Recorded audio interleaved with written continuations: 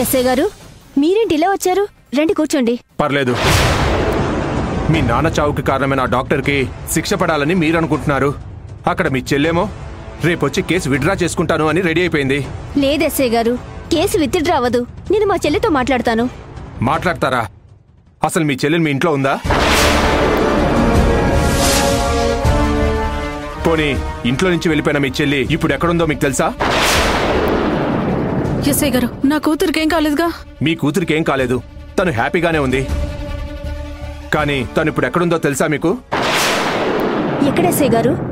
మీరు కేసు పెట్టిన ఆ హంతకుడు శివ ఇంట్లో. అసలు ఏంటమ్మా మీ ప్రాబ్లం?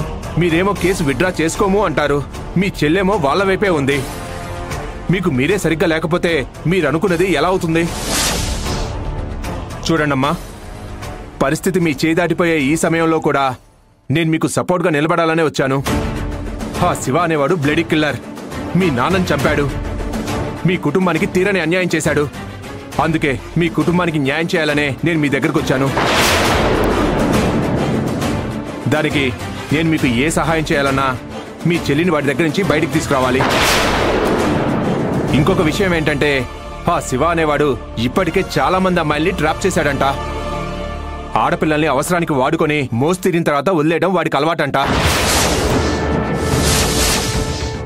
సో మీరు మీ చెల్లి విషయంలో జాగ్రత్త పడకపోతే మీ అమ్మాయి మీకు దక్కదు.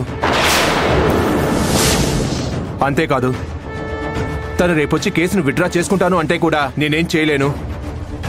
ఏం చేస్తారో మీరే ఆలోచించుకోండి.